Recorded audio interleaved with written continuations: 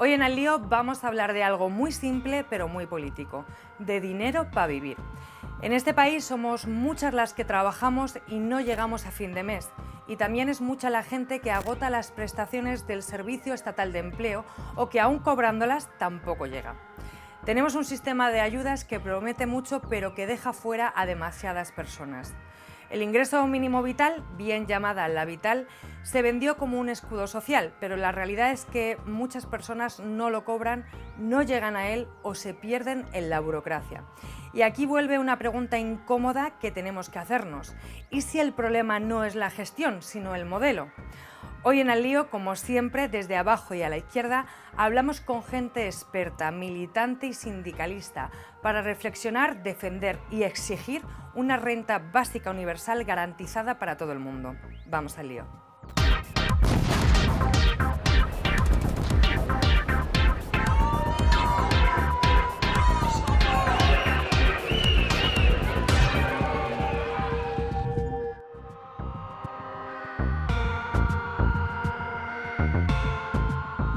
Bueno, volvemos al lío una semana más con las cosas que importan. Vaya temón que traemos y para ello nos hemos traído a la mejor gente experta, militante y la gente que importa y que necesitamos escucharla. Así que empiezo para que te presentes, Rodri. Ya sabes, aquí la gente se presenta para quitarme trabajo. ¿Quieres empezar a presentarte? Claro. Bueno, pues muchas gracias por la invitación. Yo soy Rodri Gil y formo parte de la Red Renta Básica, soy educador social y bueno, por el trabajo que he desarrollado como educador social en los últimos años he visto cómo la renta básica en este caso puede ser una solución para muchos problemas que tenemos. Muy importante que estés aquí, muchas gracias por venir. Querida Leire, ¿cómo estás? Bueno, bien. ¿Te quieres presentar? Vamos a decir que sí, me presento. Puedes decir que no también, ¿eh? Dime. Puedes decir que no estás bien también. Bueno, un poco nerviosa, pero bien, por la responsabilidad que me toca. Bueno, pues me llamo Leire Aedo, soy una de las miles de familias afectadas por el ingreso mínimo vital, o como lo llamamos nosotras, el ingreso máximo mortal, y estoy en representación de la plataforma IMV Afectadas y de todas las compañeras que estamos sufriendo esto. Muy importante que estés aquí también y muchísimas gracias por venir. Querida Cristina, ¿cómo estás? Muy bien, gracias. ¿Te quieres presentar? Claro, soy Cristina Linaje, vengo del Ministerio de Derechos Sociales, Consumo y Agenda 2030, trabajo como asesora en el gabinete del ministro y bueno, me gustaría contaros y hablaros de la prestación universal por crianza, que es una herramienta de política pública que queremos impulsar y que constituye un muy buen andamiaje para una futura renta universal. Te necesitamos aquí, muchas gracias por venir también, importante también que estés, gracias. ¿Qué tal, Verónica, cómo estás? Hola, buenas tardes. Pues yo soy Verónica Fernández y soy trabajadora social en el Ayuntamiento de Madrid y además soy delegada sindical de CGT. Pues muy importante que estés siempre, compañera, muy bien. Gracias. Pues antes de comenzar a analizar, debatir, lo que queráis llamar a este programa, vamos a irnos con Cristina Moyano, como siempre, nuestra fichaje estrella, para que nos haga un pequeño contexto sobre el IMV y la renta universal. Según los últimos datos disponibles de 2024, en España el 25,8% de la población, unos 12 millones y medio de personas, se encuentran en riesgo de pobreza, 1 de cada 3 niños y niñas. Los últimos datos publicados por Eurostat revelan que España ocupa el cuarto puesto entre los países con mayor tasa de pobreza o exclusión social de la Unión Europea. Sin embargo, el ingreso mínimo vital, una prestación económica de la Seguridad Social que garantiza un nivel mínimo de ingresos a hogares en situación de vulnerabilidad, tan solo llega a 2,4 millones de personas, según los datos de octubre de 2025 del Ministerio de Seguridad Social.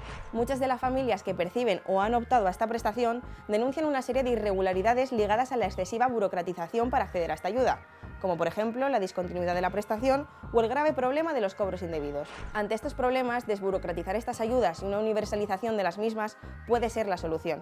Es aquí cuando aparece el concepto de renta básica universal, que es una propuesta de ingreso periódico universal e incondicional que el Estado paga a todos los residentes sin requisitos de empleo, ingresos o situación familiar para cubrir necesidades básicas. De esta forma, se podría aumentar la libertad y reducir la burocracia, actuando como un derecho fundamental para todos, similar a la sanidad o la educación pública. Interesante, ¿verdad? Pues hasta aquí los datos liantes. Yo os dejo con los profesionales. Bueno, impresionante los datos que nos da Cristina. Creo que la primera pregunta para todos en general, pero quizás te lo voy a preguntar a ti, Cristina, que seguro que estás relacionada con este tipo de datos que hay y por eso las propuestas que hacéis, es cómo describiríais hoy el nivel de pobreza en el Estado español y cuáles creéis que son las causas principales, porque creo que es importante empezar hablando de esto, ¿no? Claro, sí. Bueno, los datos de la última encuesta de condiciones de vida nos decían dos cosas. Nos decían que la desigualdad y la pobreza está en unos niveles más bajos que en los años previos, lo cual es una noticia positiva, pero como apuntaba vuestra compañera Cristina, todavía hoy 1 de cada 4 familias en España están en riesgo de pobreza y exclusión social, con lo cual eso nos debe obligar a tener un optimismo muy ponderado y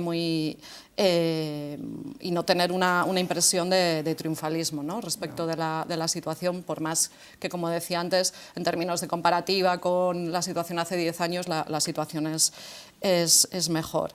Decía, es una situación que claramente es inaceptable para un país, además, que venimos escuchándolo mucho. La situación de los indicadores macroeconómicos en España es muy positiva. España es la 4ª economía de mayor peso en la Unión Europea, pero seguimos teniendo situaciones de exclusión social muy importantes, ¿no? Y hay un poco, por recordarlo, la ortodoxia económica siempre nos ha pretendido convencer de que era suficiente con el crecimiento económico para acabar con la pobreza y la desigualdad. Vemos que no, vemos que es absolutamente insuficiente y que necesitamos poner en marcha mecanismos que sean verdaderamente redistributivos de la riqueza y de ese crecimiento, ¿no?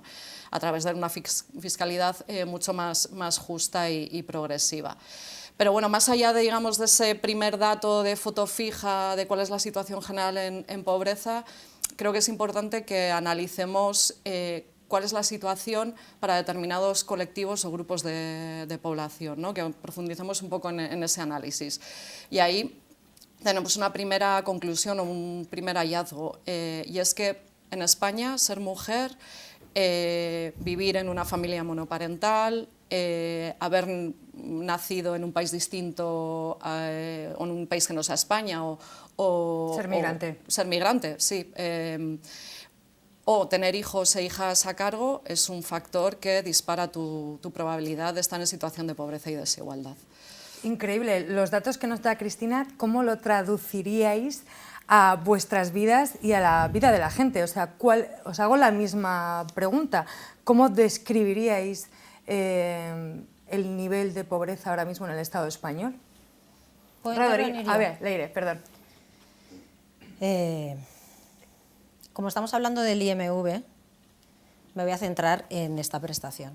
Y voy a hablar por todas mis compañeras. Creemos que esta prestación está diseñada precisamente para que haya un determinado nivel de pobreza.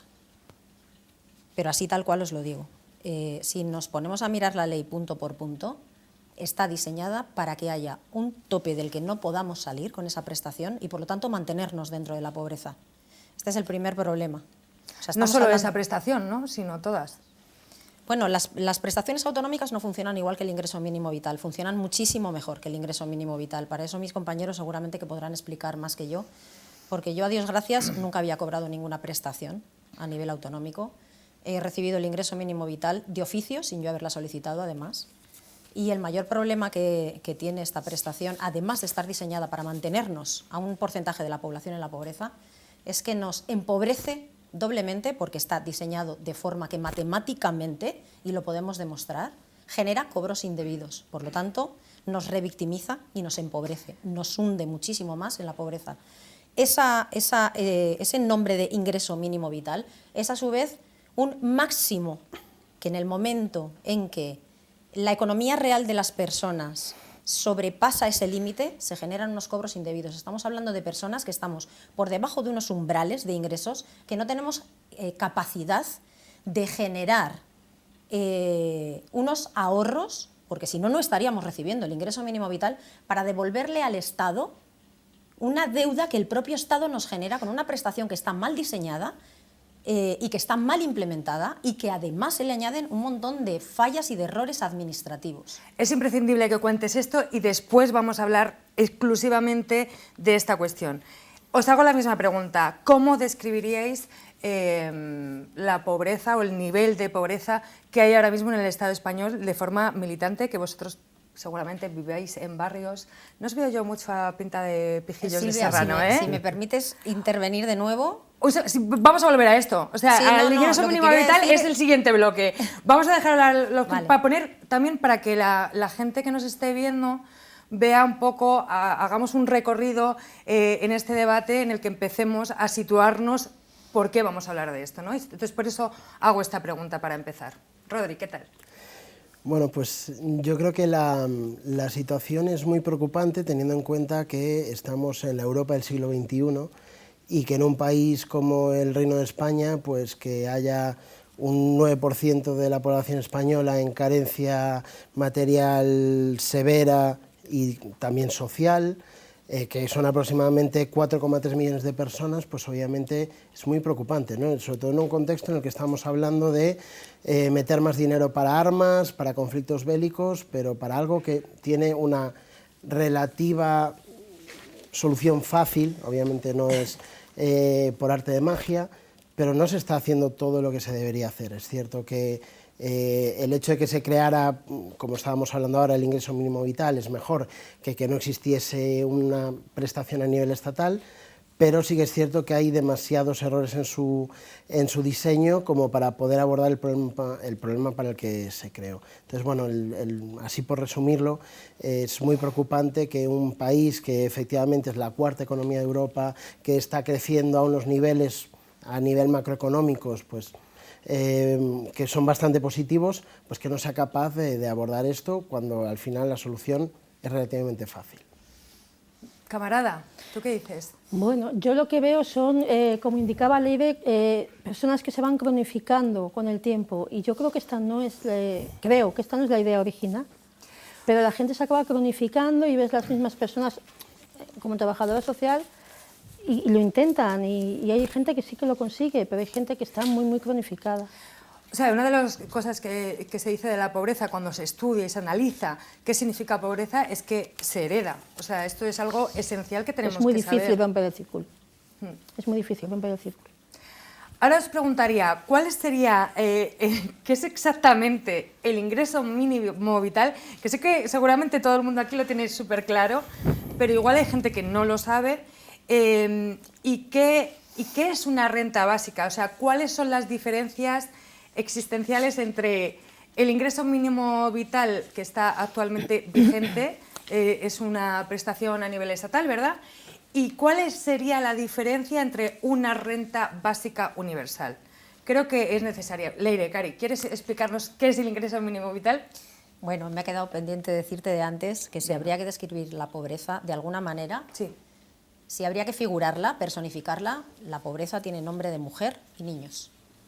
En cuanto a los 4 millones de personas que estaba hablando Rodri, si hablaríamos con géneros, no con personas, creo que tendríamos una visión mucho más acertada de lo que es la realidad.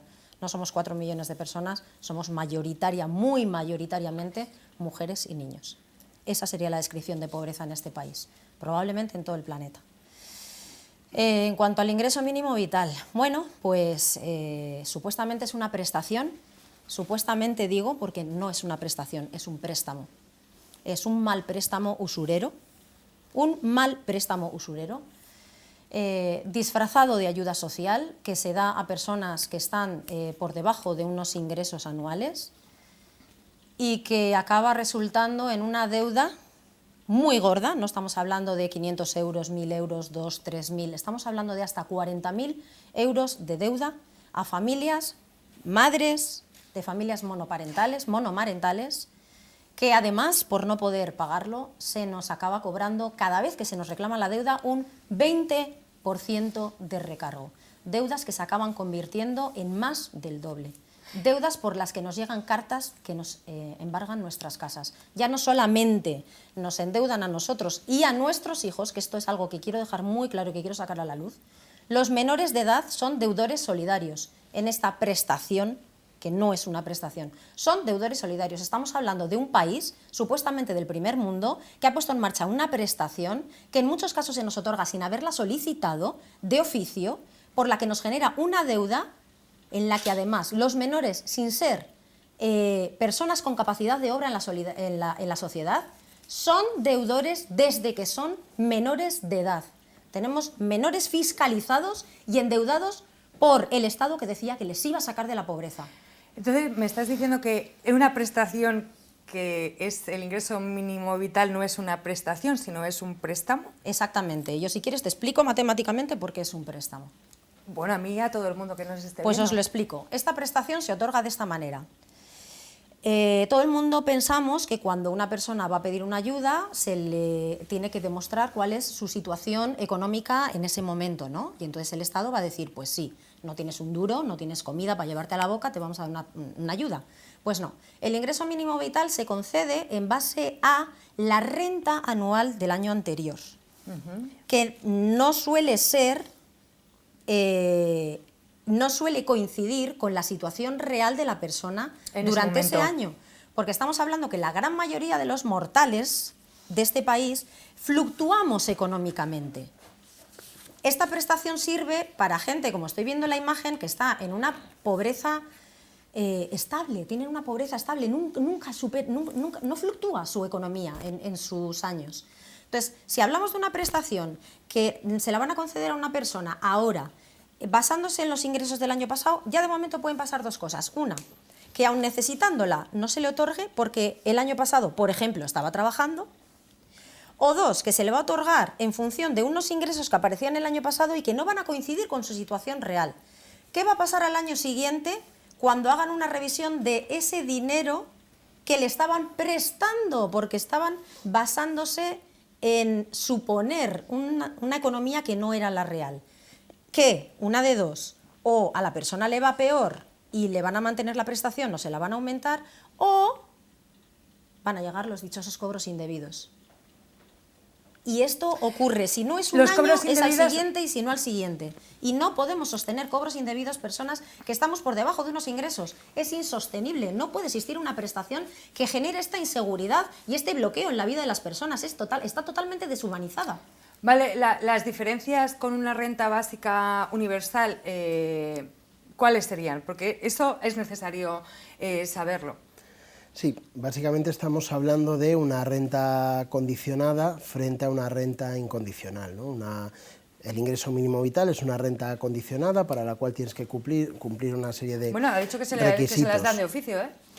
Sí, pero para que te la den de oficio tú tienes que, de alguna manera, ser objetivamente una persona perceptora que cumple el perfil de perceptora, ¿no? En cambio, la renta básica pues, es un ingreso pagado por el Estado a toda persona que forme parte de la sociedad, de una comunidad o que sea residente acreditada y que bueno, se otorga tanto si la persona quiere trabajar como si no quiere trabajar. Simplemente todos los meses percibe una cantidad por el mero hecho de existir, ¿no? Para cumplir y cubrir todas sus necesidades materiales básicas por el hecho de nacer y existir en el planeta Tierra. Me gusta ese rollo muchísimo.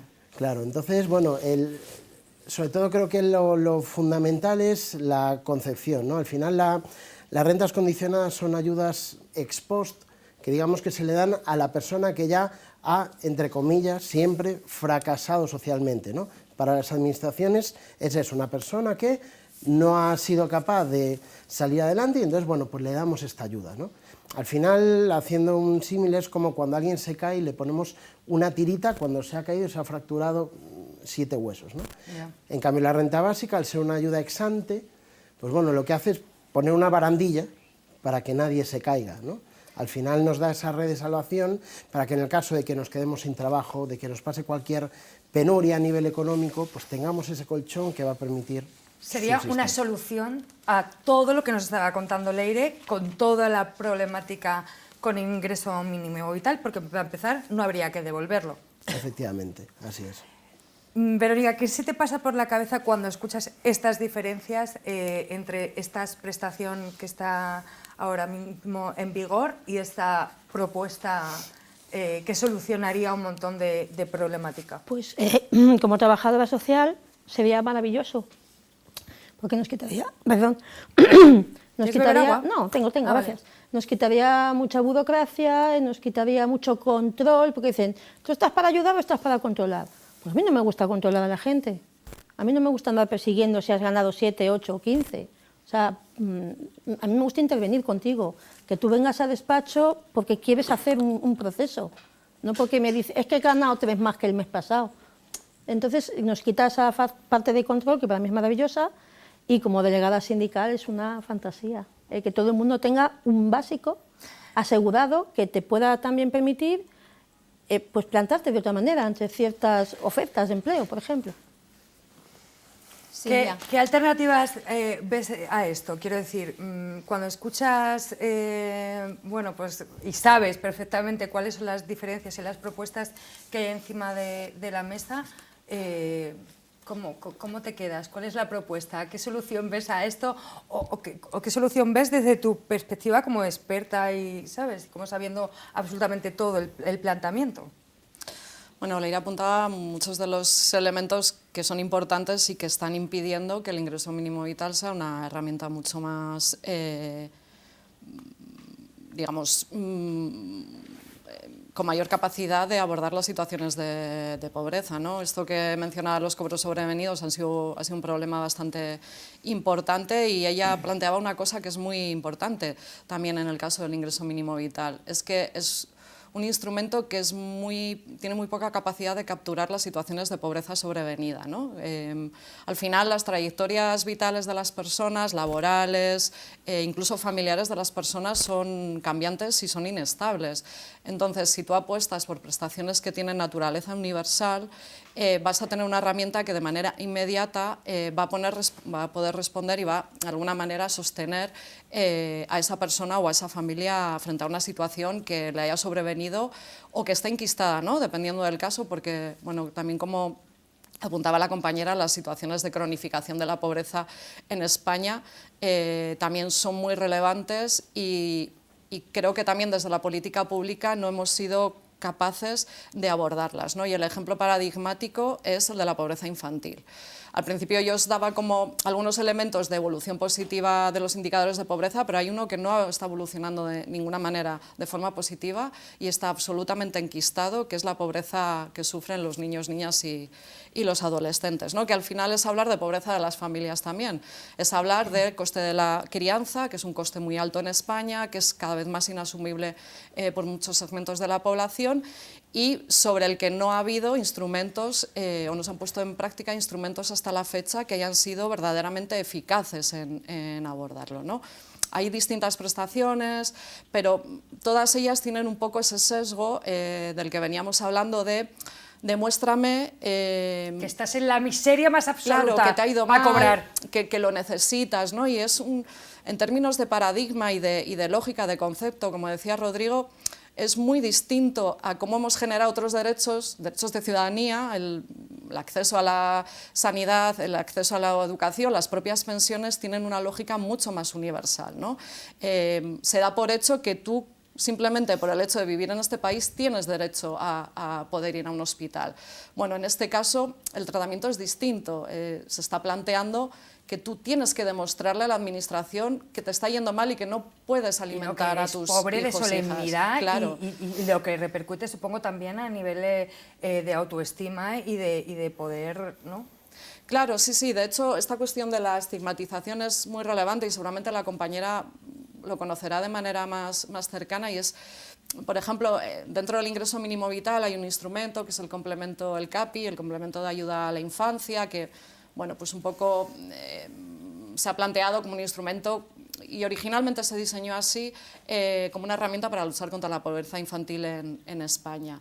En términos reales, para acceder al CAPI, que es una prestación de una cantidad que varía en función de la edad del hijo o hija que está a tu cargo, digamos, los umbrales de renta, los ingresos que tú tienes como familia son 3 veces superiores a los ingresos del ingreso mínimo vital, por ejemplo, ¿no?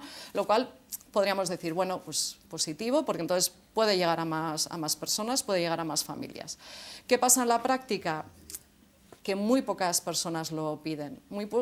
Lo piden porque hay un proceso dentro de aparejado a la burocracia que conlleva acceder a determinadas prestaciones sociales que estigmatiza a las personas que lo piden, ¿no? Que incluso te planteas, no, es que yo no soy una persona que esté en esta situación, ¿no? Porque la propia burocracia te genera Tienes que ir al asistente social, por ejemplo, para que te lo eche, que sí que se puede echar por no sé qué, pero tienes que ir al asistente social. Perdón, Trabajadora. lo siento. Es que me hierven las carnes. Gracias, compañera mía de mi alma. Nada. Perdóname. Cuando tú lo necesites, tú... Trabajadora social. Gracias a ti. Vale, gracias. Tienes que ir a la trabajadora social a que te lo eche, a explicarle tu situación de miseria que tiene para que te lo eche, pues fíjate. Claro, claro. Entonces eso hace que muchas personas ni siquiera se lo planteen. Bien por desconocimiento, bien por considerar que no van a tener derecho, bien porque la burocracia es tan grande que supone un freno inasumible. Por eso es tan necesario que cambiemos el chip en las políticas públicas de abordaje de la pobreza y vayamos a lógicas de prestaciones universales. Entonces, podremos decidir si Silvia. queremos trabajar o no. Te voy a preguntar. Sí, no, es que Digo- quería hacer un apunte a lo vale. que estáis hablando. Es que estamos hablando de una prestación que desde el minuto 1 se maneja desde la sospecha. Claro, Desde la totalmente. sospecha. O sea, verdaderamente nos sentimos... Voy a hablaros como gente de la calle, es que nos sentimos una mierda. Desde el momento en que tenemos que ir donde una trabajadora social, ese estigma del que estáis hablando, ese palabra tan feo, es que nos sentimos... Mira, os voy a hablar como madre. Estamos criando y por lo tanto no podemos trabajar, no tenemos empleabilidad. Pero vivimos en un sistema que nos juzga por el hecho de estar criando. Vivimos en un sistema que desde que somos pequeñas nos está adoctrinando en que la máxima de una mujer es ser madre, pero se nos castiga por serlo. Porque el ser madre en este sistema supone ser dependientes. Y luego eso es la cruz que llevamos sobre nosotras, porque si somos dependientes, no somos autosuficientes y es nuestra culpa no ser autosuficientes. Porque es que ¿quién te mandó tener hijos? Si crías y trabajas, sigues siendo pobre. Ni crías bien, ni trabajas bien. O sea, y en el momento en que queremos acceder a una prestación social, de verdad que hay una percepción en la sociedad de que somos vagas, de que no queremos trabajar. Así es como nos sentimos, que somos vagas. ¿Cómo te sientes cuando escuchas una propuesta como es la renta básica universal, la que ha contado Rodri? Porque lo primero que he dicho, cuando yo escuché esta propuesta, yo dije, yo no quiero trabajar. Y me da igual que me llamen vaga. O sea, quiero decir, es que no quiero trabajar. O sea, ¿cómo te sientes cuando escuchas esta propuesta de renta básica universal? Vale, a ver. ¿Sería para ti una solución, por ejemplo, al IMV? Sí, sería una solución al IMV porque partimos de la base de que una renta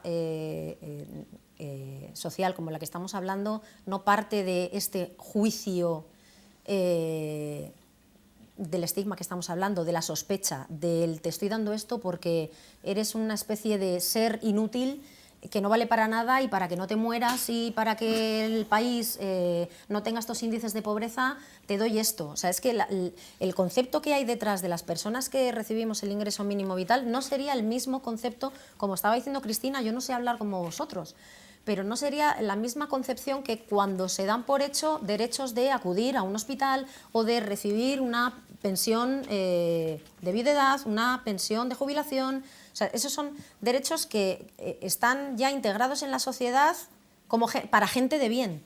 Pero cuando hablamos de recibir una prestación porque no puedes generar ingresos por los motivos que sea, ya no eres gente de bien, eres una cucaracha. Y hablamos de una prestación que te trata desde el principio como una cucaracha, como algo que sobras en la sociedad. Es la gran diferencia que habría entre la renta básica que estáis hablando y el ingreso mínimo vital, que es que ¿qué podía salir mal? ¿Qué podía salir mal poniendo en manos del señor Escrivá una prestación para la gente pobre? ¿Qué podía salir mal? Es que está diseñada desde una mentalidad supremacista, desde una mentalidad que se cree superior a la gente que por circunstancias no puede generar ingresos. Yo quiero superar esto de no querer trabajar y que nos llamen vagas, ¿no? No queremos trabajar, amigas, y está guay no trabajar. Luego otra cosa te digo, Silvia, cuando le estaba escuchando al compañero, estaba pensando, es que yo no sé si somos realmente del todo conscientes hacia dónde va la sociedad, el planeta. Nos estamos yendo hacia una era tecnológica en que la inteligencia artificial está ocupando puestos de trabajo. Tenemos otro programa sobre la inteligencia artificial. Te voy a cortar porque si no, es que tenemos una entrevista para ti, ¿vale? Pero si no, no habla aquí nadie, pobrecito, ¿sabes? Pues es que eso que estaba hablando el compañero es irremediable que ocurra. Quería preguntarle a Cristina cuál es la propuesta del Ministerio para ver si nos gusta o no. A ver, cuéntanos, Cristina. Sin meterte mucha presión, porque te lo he preguntado muy malamente. Bueno, pues básicamente lo que estamos proponiendo es una prestación universal por crianza, con una cuantía de 200 euros por cada hijo o hija a cargo, hasta los 18 años. Yo me hago rica, ¿eh? Tengo 4. Y tu coste de crianza supongo que es alto también, ¿no? Sí, hostia, sí, claro. Que se dé de forma automática, es decir, que no haya que demostrar que estás en una situación de vulnerabilidad económica. De ahí el énfasis en la universalidad y que se conciba, como decía antes, como un derecho de ciudadanía. ¿Todos los meses? Todos los meses y lógicamente esta es una medida que debe ir acompañada, y os lo decía al principio, ¿no? O sea, necesitamos ser capaces de redistribuir mejor la riqueza en España y para eso la fiscalidad es absolutamente fundamental. Entonces necesitamos acompañar esta medida de también un sistema fiscal que sea más capaz, más justo, más capaz de redistribuir la pobreza, más justo en esa redistribución y más eficaz en ello, ¿no? Entonces, bueno, esta es la propuesta del Ministerio. ¿Para que se apruebe? Bueno, la propuesta es la prioridad número 1 del Ministerio de Derechos Sociales para este año 2026. Ya hemos trabajado en el diseño técnico, jurídico de esto, cómo se materializaría. Falta convencer al socio de gobierno de que es absolutamente fundamental ponerla en práctica ya. Vale, nos gusta el rollo. No vamos a votaros porque somos anarquistas, no votamos, pero de momento nos gusta el rollo. Yo le veo laguna. Yo no lo comprendo. Yo le veo laguna.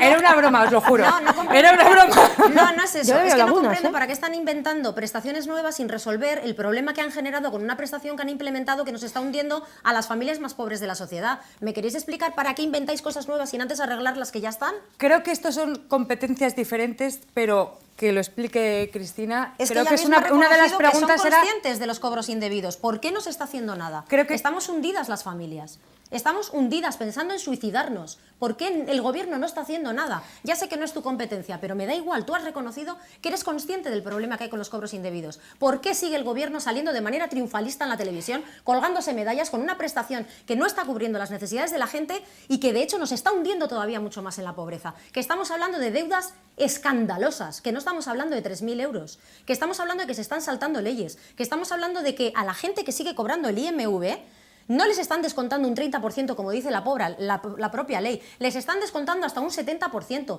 dejando a gente que no tiene ingresos, con ingresos de 30 euros, de 50 euros, o gente que estamos malviviendo con las pensiones de nuestros hijos, como es mi caso, que ahora voy a hablar de mi caso. Tengo 250 euros de ingresos, mi hijo y yo, y no puedo acceder al ingreso mínimo vital porque no mira la situación que tengo ahora, mira la situación que tenía el año pasado. Quiero dejar claro que Cristina, lo quiero dejar claro antes de que contestes, si quieres contestar, que Cristina ha venido buenamente al programa.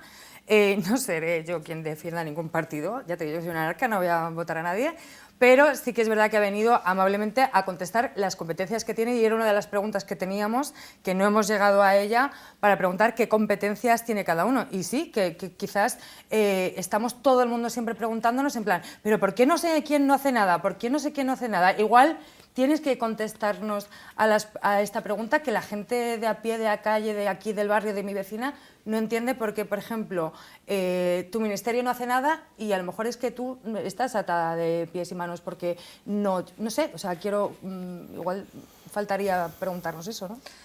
Bueno, pues es una respuesta relativamente fácil, es una cosa muy aburrida y es esta cuestión del reparto competencial de a quién le corresponde tomar decisiones respecto al diseño de determinadas políticas públicas.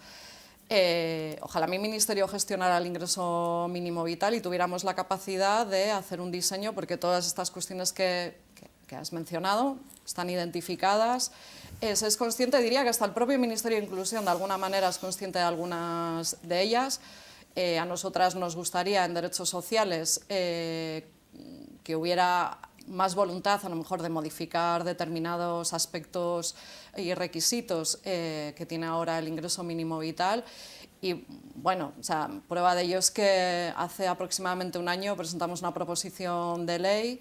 El Grupo Parlamentario Sumar presentó una proposición de ley precisamente para modificar la ley del ingreso mínimo vital, abordar la cuestión de los cobros indebidos, entre otras cuestiones de diseño que a nuestro juicio nos parece que dificultan que sea una herramienta efectiva de lucha contra la pobreza. Más allá de esto, creo que el plantear una prestación universal por crianza es un salto cualitativo. Es un salto cualitativo en términos no solo de la eficacia que va a tener la medida, sino de la propia concepción que hay detrás respecto a qué política o qué tipo de política social funciona y cuál no funciona, ¿no? Y es un poco lo que venimos hablando toda esta tarde. Es partir de una lógica de ayuda condicionada, ayuda basada en que me demuestres según qué requisitos, en que yo como administración tenga la potestad de fiscalizar tu vida, de fiscalizar tu situación, respecto a una lógica de derecho de ciudadanía, igual para absolutamente cualquier persona, ¿no? Y que tiene un factor de redistribución que se hace a través del sistema impositivo, a través de la fiscalidad, ¿no? Hay una cosa que os quiero contar, es que nos vamos a ir un momentito a la calle, que se ha ido Cristina Moyano a preguntar a la gente si sabe de este tema y que le cuente la gente de a pie de la calle que se encuentre, y creo que nos vamos a llevar sorpresitas. A ver, Cristina Moyano. Hola liantes, hoy hemos salido a la calle para preguntar sobre el ingreso mínimo vital, así que veamos qué opina la gente. ¿Usted ha solicitado o conoce a alguien que haya solicitado el ingreso mínimo vital? No conozco a nadie y afortunadamente no lo he necesitado. A alguien conozco, sí, por lo menos a una persona. No. Yo tampoco. ¿Saben lo que es? Sí. ¿Me podrían explicar más o menos con sus palabras? No. No, bueno, yo creo que es una ayuda que da el gobierno para gente que no tiene absolutamente nada. ¿Y sabe lo que es? Más o menos. ¿Cómo lo pondría usted en palabras? El sueldo mínimo que se puede ganar, ¿no?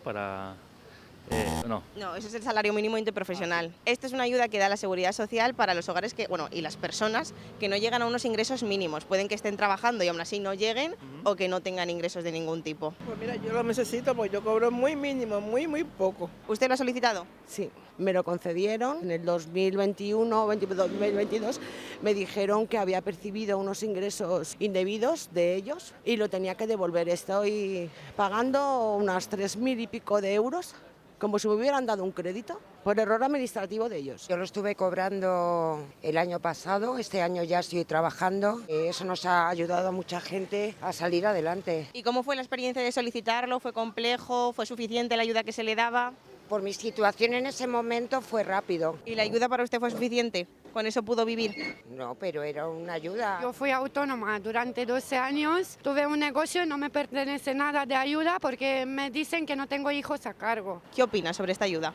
A mí me parece bastante bien porque creo que hay muchísima gente que no llega a vivir al día a día y necesita más dinero y necesita una ayuda. Creo que es muy necesario. Sí es verdad que ahora me estoy acordando que conozco gente que lo está cobrando y quizás no se lo merezca porque tienen otros ingresos, pero es verdad que no mucha gente, una persona. Es muy importante, claro, todo el mundo tiene derecho a acceso a un mínimo. Que hay gente que no se esfuerza mucho en conseguir sus propios ingresos y que están esperando la ayuda del gobierno. Yo creo que hay que controlar un poquito más y darnos trabajo, que es lo que queremos, que nos den un trabajo. Tanto en las oficinas de empleo, que nada más que me mandan cursos, ¿vale?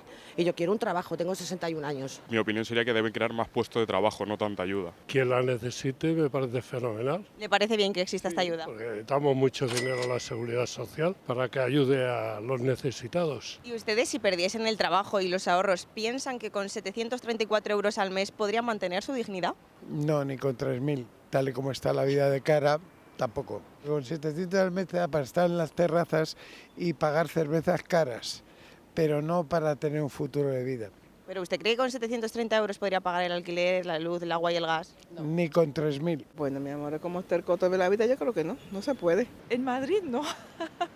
Desde luego, empezando por la vivienda. Pues no, porque ahora los alquileres cuestan como mínimo 1.100 y con 700 no te da ni para pagar el alquiler. No, pues 700 es muy poco. Mínimo tendría que ser, calculo yo, que unos 1.200 o así. Muy difícilmente. Tal como está todo, empezando por la vivienda, el alquiler.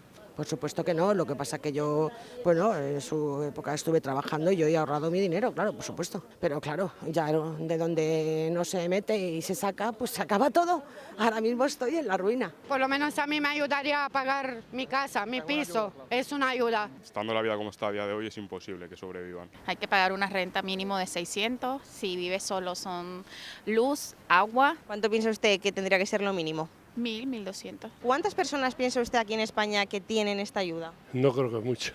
Pues 2,4 millones de personas en España necesitan esa ayuda y la tienen. ¿Qué opina al respecto? Que lo necesitan muchos más. Pues me parece que es una pena que sea tanta gente, nada más. Que es una barbaridad, que debería estar trabajando mucha gente y debería haber trabajo. Lo que pasa es que tal y como va la informática y tal, cada día va a haber menos trabajo. En más de una familia hay varias ayudas vitales, entonces eso no se debería de consentir, porque claro, suman 700 y pico, más 700 y pico, más 700, y ahora sí que ya no trabaja nadie. Exactamente no va así. Va una persona 734, en función si tiene un hijo se le sube un poquito más, si son dos personas adultas se sube un poquito más, no es 700 más 700. Yo creo que el máximo en total, 2 adultos y 2 menores, es 1.300 euros o algo así.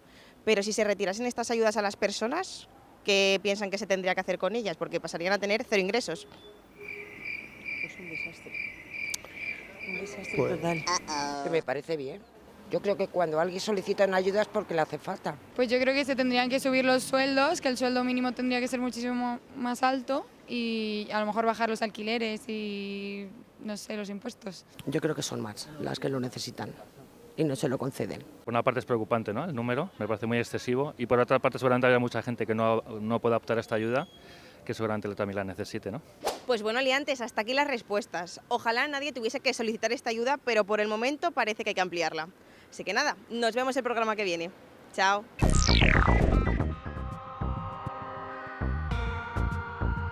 Bueno, increíble, nuestra compañera Cristina Moyano siempre la peta. Me estaba diciendo Verónica que se ha ido al barrio Salamanca. Pues no, Cari, era Puente de Vallecas. ¿Qué os ha parecido el vídeo de la calle? A ver, ¿quién quiere empezar? Verónica, venga, va, A ver, compa. yo creo que está en la media de la opinión de la gente de a pie. O sea, hay gente que está a favor, gente que está muy en contra. El vídeo me parece muy representativo. Hay alguna intervención que me ha parecido pues, un poco más clasista, ¿no? Y un poco más... La del señor, ¿eh? Y la del matrimonio, concretamente. Sí.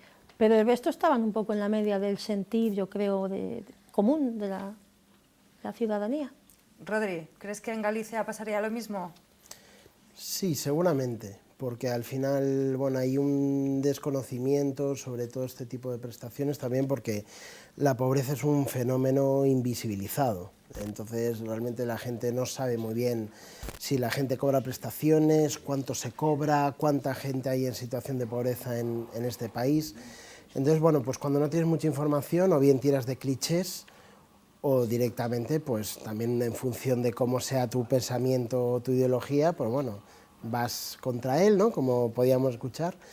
Y bueno, yo creo que si se pregunta a la gente sobre una cuestión como la renta básica, pasa lo mismo, porque al final es una idea desconocida, pero la diferencia es que cuanto más la conoces, más suele gustar, y una vez que la conoces, pues bueno, es difícil que cambies de idea.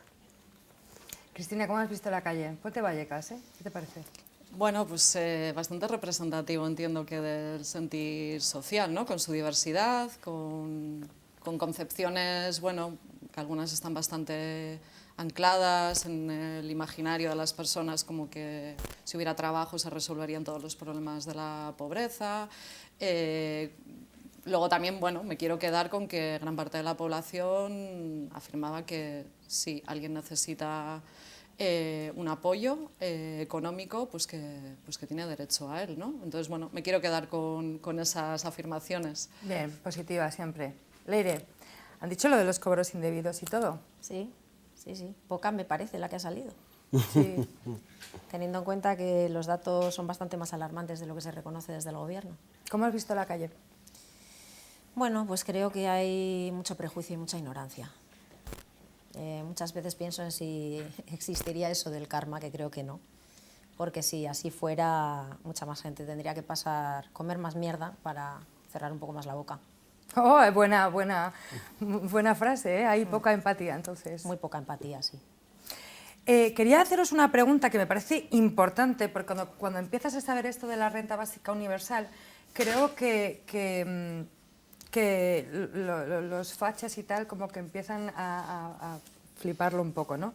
Pero también para que se entre la gente y empieza a haber muchos bulos y tal, yo quería preguntaros qué significa esto de la universalidad, porque no entendía que era un poco extraño dar ayudas a gente con, por ejemplo, que el payo Amancio Ortega y yo cobremos una renta básica universal, pero digo yo, ¿y el payo Amancio Ortega por qué? ¿Sabes? ¿Y qué va a pasar? ¿Sabes? O un rentista que tiene 5 pisos alquilado y gana de las rentas.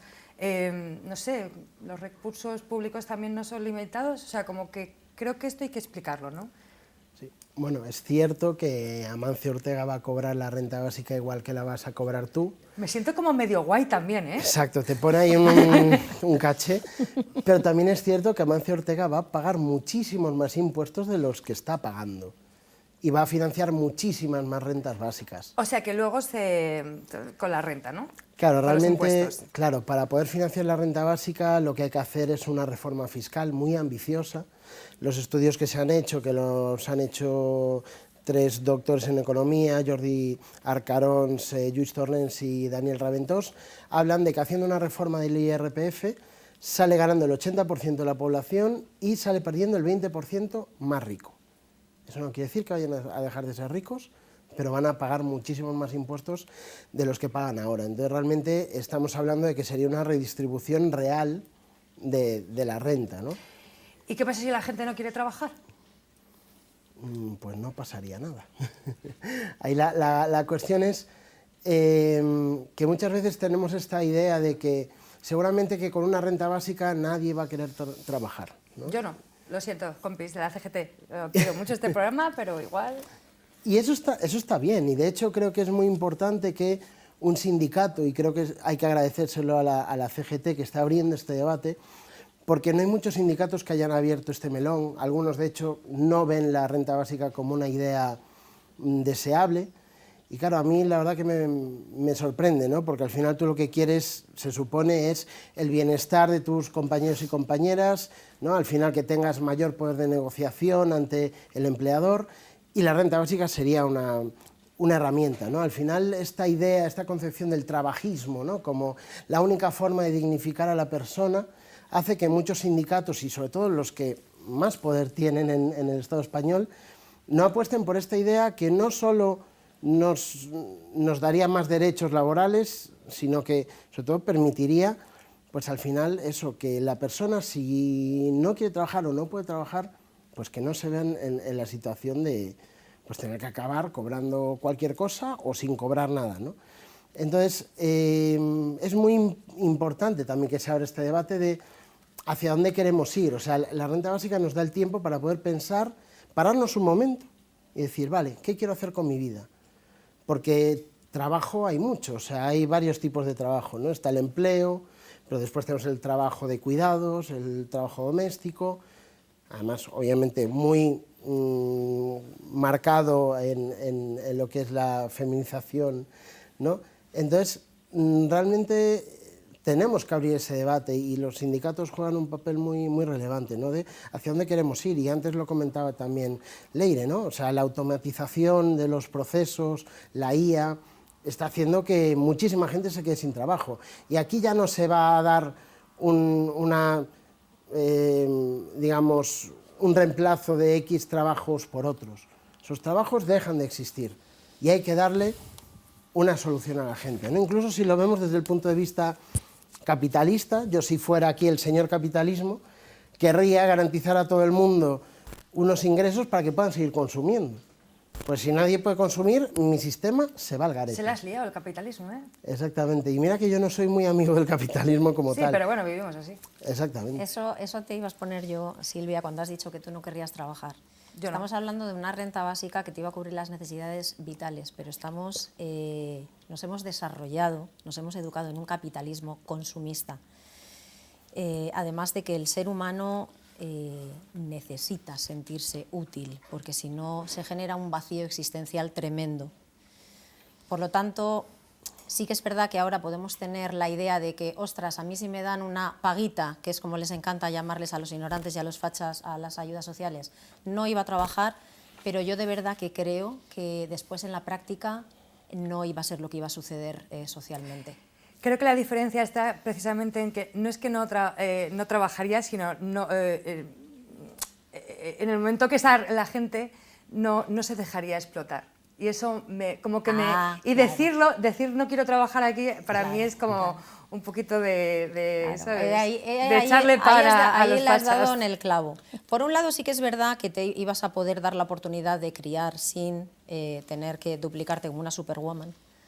Y por otro lado, ahí has dado en el clavo, es que se iba a hacer pupa a la explotación, eso es lo que sí que iba a ocurrir. Bueno, y acabaría la renta básica universal, también Leire decía, la pobreza en el Estado español tiene nombre de mujer y de niñe, entonces, y de migrante, entonces también, no sé si veis que esta renta básica universal y por derecho a existir, me ha gustado mucho cómo lo ha explicado Rodri, es que acabaría con muchos problemas de machismo, de economía y de trabajos feminizados, desigualdades, racismo, etcétera, etcétera, ¿no? La renta básica podría acabar con muchos de esos problemas. Ya para empezar, acabaría estadísticamente con la pobreza, porque si tú a toda la población le das una cantidad igual o superior al umbral de la pobreza, estadísticamente acabas con la pobreza. Eso no quiere decir que obviamente no haya un montón de cuestiones que tengas que abordar, porque obviamente la violencia machista no va a desaparecer, no. El problema de la vivienda no va a desaparecer. Cuando tú implementas una renta básica en el Estado español tienes que hacer una serie de políticas también para garantizar que, por ejemplo, los rentistas no aprovechen que todo el mundo tiene, pues ponle 900 euros disponibles para subir los alquileres 900 euros más, ¿no? Entonces, Rodrigo, la violencia machista no iba a desaparecer de manera inmediata, pero sí de manera prolongada, porque ya tendríamos mujeres que no tendrían que estar dependiendo de esta familia tradicional en la que ella cría y tiene que depender de la economía de él, porque sigue siendo así, a pesar de que ya estemos en el mundo laboral. Por lo tanto, de manera prolongada sí que se iba a reducir esa violencia machista, porque ellos no iban a poder someter desde el miedo y desde la violencia a esas mujeres. Sí, efectivamente. Sí, las cosas me ha encantado, la verdad es que me ha encantado. Sí, y con el racismo pasaría exactamente lo mismo, creo. Sí, hay una frase que dice Nuria Labao, que es renta es autonomía. O sea, porque al final a una mujer el tener garantizado un ingreso pues le permite salir de relaciones de violencia, ¿no? Pues con su maltratador. Entonces, realmente sí que ayudaría en muchas de esas cuestiones, pero debo decir, la mera implantación de la renta básica no solucionaría todos los problemas, pero solucionaría muchísimos y que además son urgentes. Desde el Ministerio de Derechos Sociales, ¿qué plazos planteáis para esta prestación que proponéis? ¿Y qué hace falta para que pase una prestación universal? O sea, ¿estamos hablando aquí de manera utópica o estamos dándoos un poquito de leña para que encendáis la mecha, para que se empiece a hablar de esto?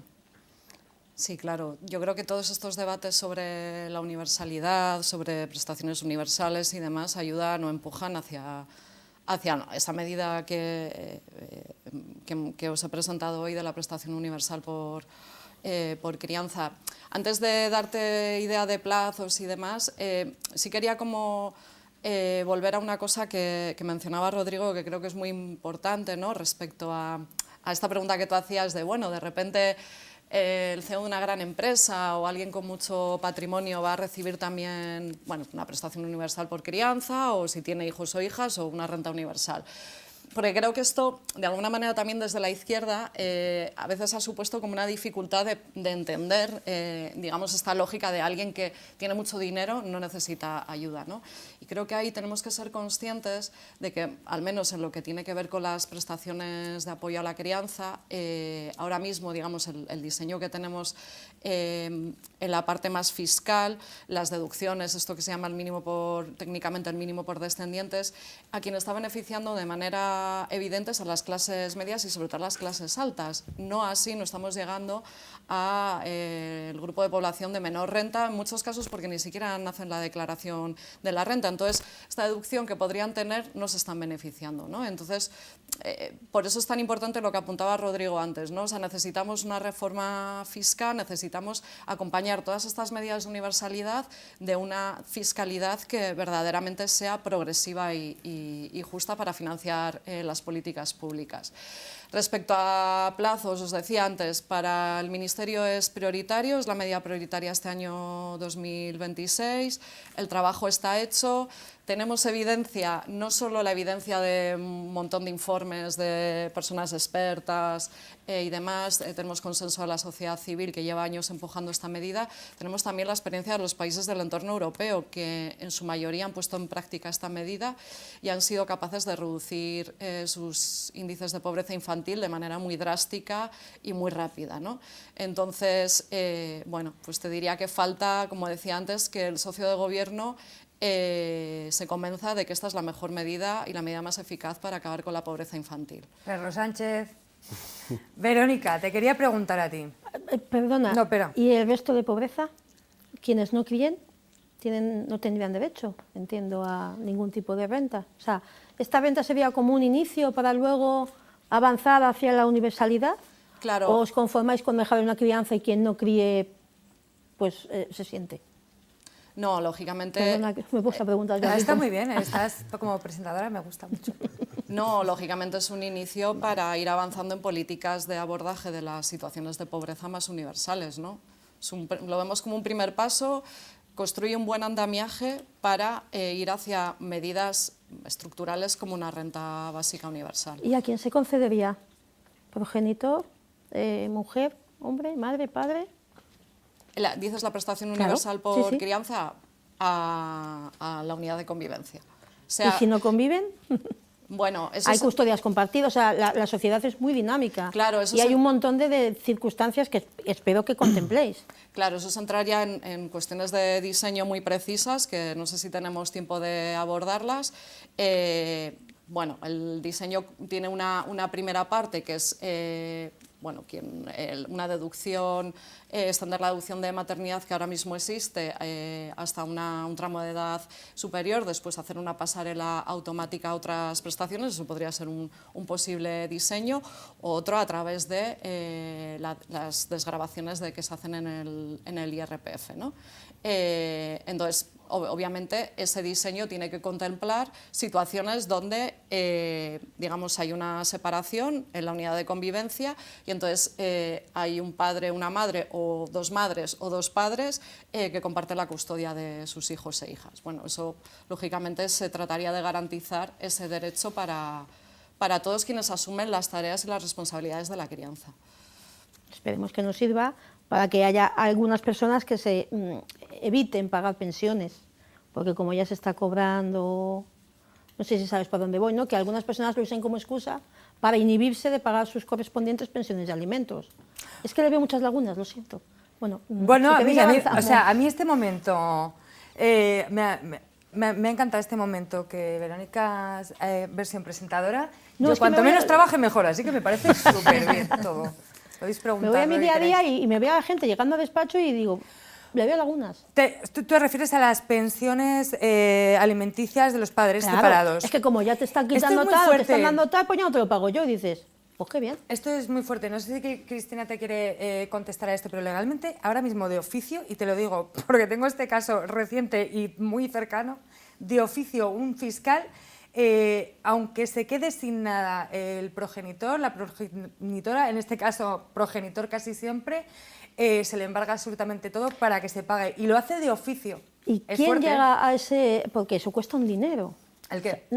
Ir a un abogado... No, es que bueno, el fiscal lo hace de oficio. Ah, lo hace de oficio. Vale. Sí. O sea, para que una madre le corresponda lo que le pasa a la pensión alimenticia, de oficio. Yo he visto esos casos, pero Te guay. quería preguntar una cosa. Sí, perdona, dime. ¿Qué tipo de... O sea, es posible... Esto de que estábamos hablando de la renta básica universal, ¿crees que es algo utópico? ¿Y qué tipo de sociedad tendríamos, ¿no? ¿Qué tipo de sociedad implicaría? Por ejemplo, Leire ha dicho, bueno, el ser humano necesita como sentirse realizado, tal. Yo, por ejemplo, no tendría ningún problema. No sé quién dijo esto, tengo la capacidad para no hacer nada. ¿Quién lo dijo?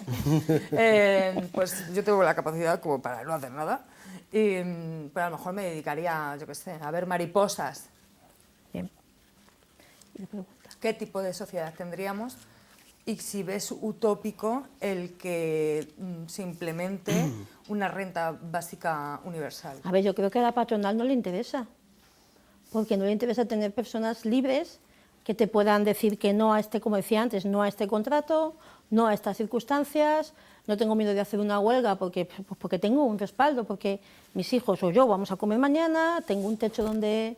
O sea, yo creo que es utópico total porque hay fuerzas económicas muy fuertes que se niegan en rotundo a que la un gente poquito de esperanza, sea ¿no? libre. A mí me ha dado como, ¡ay, que sí! Es que para rescatar a los bancos hay dinero y para perdonar impuestos a las empresas hay dinero, pero esto no llega nunca a haber dinero. Entonces, lo siento si soy pesimista, pero yo veo que hay mucha gente que no, vamos, gente con mucha capacidad que no quiere que esto salga adelante.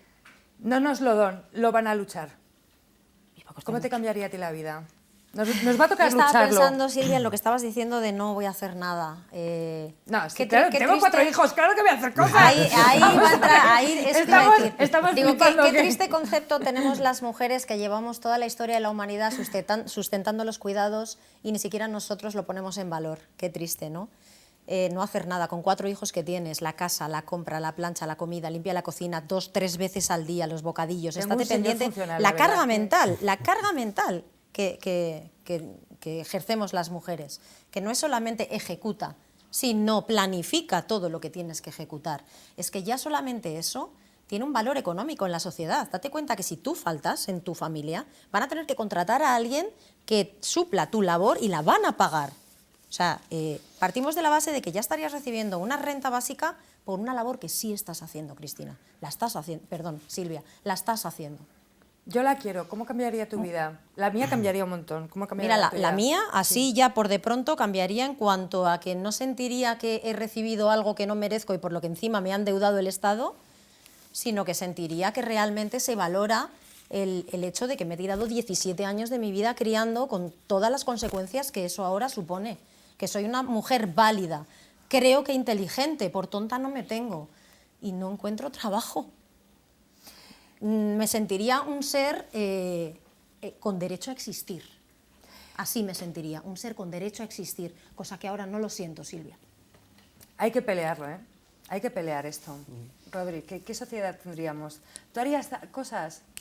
Yo haría cosas como los catalanes, decía Rajoy. A mí, es que claro, lo utópico me parece que es seguir como estamos. O sea, realmente permitir que haya unas bolsas de pobreza, que haya desigualdades en la Europa del siglo XXI. Recordemos que estamos en el año 2026. Entonces, claro que haría cosas, ¿no? Al final, la renta básica pues es la oportunidad precisamente para hacer aquellas cosas que en una sociedad en la que tienes que trabajar 8, 10, 12 o 18 horas, porque también si eres mujer pues tienes esa doble presencia, ¿no? Pues esto te va a permitir a lo mejor no dejar de trabajar, pero decir, pues trabajo media jornada, hago un voluntariado, me dedico a hacer cualquier otra actividad que no sea meramente pues, el empleo remunerado, ¿no? Entonces, creo que es la oportunidad, sobre todo para una sociedad que empieza a hablar el lenguaje de los derechos, en vez de hablar del lenguaje de la caridad, de la estigmatización, ¿no? Que al final, pues cuando tenemos tanta gente que debería estar percibiendo, por ejemplo, el ingreso mínimo vital y que no lo está percibiendo mucha de ella, ¿no? Pues obviamente todo lo que va, digamos, con esa solicitud, con esa tramitación, al final son cosas que van en contra de lo que toda sociedad democrática y civilizada debería hacer, ¿no? Que es pues, señalar a quien ha fracasado socialmente, ¿no? Y creo que para pues, tanto Verónica como yo, que al final somos profesionales de lo social, nos ayudaría a quitar esa mochila económica con la que vienen todas las personas a las que atendemos, ¿no? Porque tú, ¿cómo puedes trabajar con una persona cuando lleva una mochila llena de piedras, que es esa mochila económica, que si tú con una renta básica eres capaz de quitarle esa mochila, pues vas a poder abordar otras cuestiones, ¿no? Ahora mismo, básicamente, pues somos policías, somos fiscalizadoras. Yo he visto cómo trabajadoras sociales tenían que revisar tickets de la compra y decir, oye, ¿por qué has comprado chocolate de marca? Si con el dinero que yo te he dado solo puedes comprar de marca blanca. Hemos hecho hace poquito un programa sobre el sector social que recomiendo a todo el mundo porque fue bastante bestia. Cristina, tú me dirías, pienso, no sé, estoy elucubrando, que si la gente votara más a la izquierda, todas estas cosas podrían pasar, o en realidad dices, no, o sea, hay que salir a la calle y lucharla a mansalva. Bueno, todo es importante, las dos cosas son importantes. O sea, luchar las cosas en la calle, tener un activismo social, una movilización, la movilización es fundamental también para empujar las políticas que hacen los gobiernos. Y obviamente el peso que puedan tener determinadas posiciones más a la izquierda en el gobierno o más cercanas a estas lógicas de derechos, de universalidad, menos temerosas de lo que la patronal o las grandes corporaciones puedan querer o puedan pensar, pues va a ayudar a que estas políticas, o nos acerquemos más a que sean una realidad. Eso es absolutamente así. Y yo creo que la propia historia del mundo y de nuestro país lo evidencian. Hay cosas que hace años parecían imposibles y que se han ido logrando. Entonces, tenemos que seguir empujando, cada uno desde el papel que le toque, ¿no? Y en función de su circunstancia personal y demás. Gracias a todas por venir, me parece un programa imprescindible, no sé si tenéis alguna cosa más que decir. Creo que hay que lucharla fuerte, muchas gracias a todas por venir, por estar aquí, por contárnoslo. Igual sí que la tenemos que luchar muy, muy fuerte por una renta básica universal, por existir. Me ha encantado esto, Rodri. Gracias.